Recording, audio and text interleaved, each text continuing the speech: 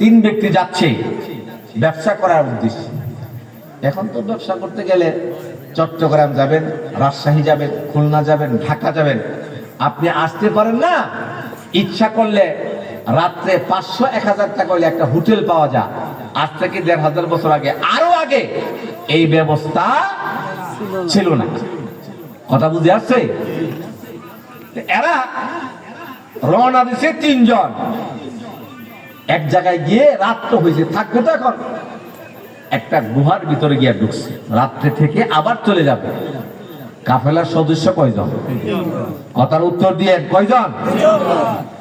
ভাই মুখটা খুললেন, ভালো লাগবে, মজা লাগবে। কয়জন? এখন যে গুহায় ঘুমাইছে রাত্রে গিয়া, উপর থেকে একটা বড় পাথর ঘোরায়া নিচে পড়া গুহার মুখটা দিছে বন্ধ করিয়া। সুবহানাল্লাহ। পাথরে বন্ধ করছে। এরা ঘুম থেকে উঠছে, উঠটা দেখে এই পাথর ধাক্কায়া সরাইতে পারে না। তাহলে পাথর ছোট না বড়? এই পাথর যে উপর থেকে পড়ছে, এটা কার হুকুমে? আল্লাহর। পাথর কার কথা শুনে? আল্লাহর। আল্লাহু আকবার বলে। আল্লাহু আকবার। আমার ভাইয়েরা, পাথর যে আল্লাহর কথা শুনে। গত বছর আমি 20 জনের একটা কাফেলা নিয়ে উমরা করতে গেলাম। লক্ষ্য করে শুনেন, উমরা করতে গিয়া ওই মক্কা থেকে তায়েফ হলো 100 কিলোমিটার দূর। কেউ গেছেন কিনা? তায়েফে গিয়া ঘুরতেছি, একজন ওই নরসিংদীর একজন লোক ওখানে চাকরি করে, আমার দেখে চিনে ফেলেছে। আমাকে ডাক দিয়া কয়, হুজুর আপনি বাংলাদেশে ওয়াজ করেন, একটা জিনিস আপনাকে দেখাবো।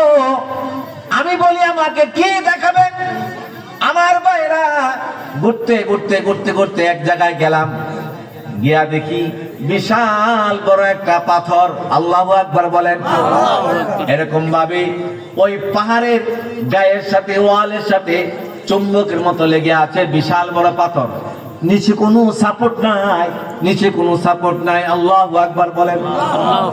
ভাইয়েরা আমার, এই লোকটা আমাকে বলল, হুজুর আজ থেকে 1500 বছর আগে আল্লাহর পয়গম্বর রাহমাতুল লিল আলামিন যখন দ্বীনের দাওয়াত নিয়ে তায়েফে আসছিলেন, ওই দুষ্ট বেঈমানেরা পয়গম্বরকে এই পাথরটা নিচে ছেড়ে দিয়ে, পয়গম্বর যখন পরামর্শ করতেছিলেন, চেয়েছিলেন ওনাকে মেরে ফেলার জন্য, পাথরটা যখন ছাড়ছে, আল্লাহ রাব্বুল আলামিন চুম্বকের মতো পাথরটাকে এরকম ভাবে ঝুলায় রাখছে। আল্লাহু আকবার বলেন।